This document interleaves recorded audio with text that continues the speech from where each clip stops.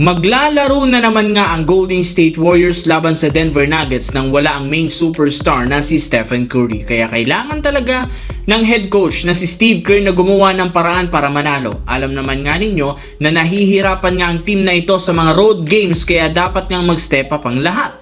At isa sa mga suggestion ngayon ng mga fans ang ibalik na sa rotation at pagbibigay na mas mahabang minuto sa kanilang rookie na si Will Richard na nagtala ng 30 points last game kontra sa Sacramento Kings. Naipakita nito kaya niyang kumuha ng malaking minuto para sa ikakapanalo ng team. Naihambing nga ng mga fans si Richard sa kanilang dating player na si Jordan Poole dahil pareho nga nilang napatunayan sa Golden State na meron silang potensyal.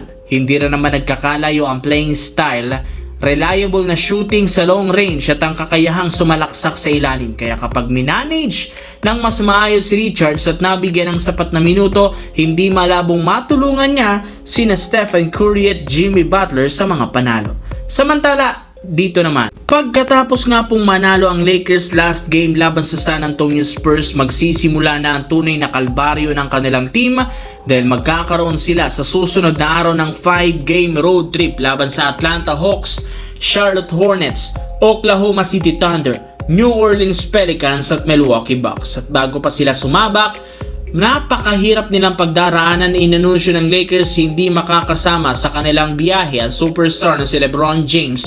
Nasisimula na ang preparasyon para sa kanyang pagbabalik sa lineup sa darating na game nila laban sa Utah Jazz. Ayon sa pinakahuling inilabas na balita ni Shams ng ESPN, cleared to play na si LeBron James at pagsali sa mga full contact basketball activities. Ibig sabihin nakakasama na siya sa practice ng team. Bukod kay LeBron, maayos na rin naman nga ang kalagayan ngayon ni Austin Reeves. In fact, nakasama na ito sa road trip kaya posibleng makapaglaro siya next game sa Atlanta Hawks. At dahil unti-unti nang nagsisibalikan ng mga player ng Lakers, expected na mabubuo na ngayong buwan ng Nobyembre ang kanilang Big 3 na sina LeBron James, Austin Reeves at Luka Doncic. Sa kabilang banda, kung inyong ang mapapansin na habang tumatagal na si Westbrook sa Sacramento Kings, tumataas ang produksyon nito. In fact, sa unang pagkakataon simula nang sumali siya sa Kings, nakapagtala ito ng triple-double laban sa Golden State sa pagkakaroon ng 23 points, 16 rebounds, 10 assists. Mas nagiging efficient na nga ang laro nito at naiiwasan niya na ang pagkakaroon ng turnovers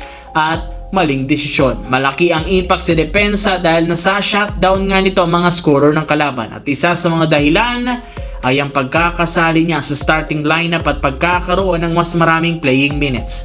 Kaya mas naging madali para sa kanyang makuha ang momentum, plus binibigyan rin naman siya ng Kings ng green light para gumawa ng opensa, dahilan bakit tumaas muli ang kanyang confidence. Sa madaling salita, Kings talaga ang bubuhay at sasalba ngayon sa karir ni Russell Westbrook.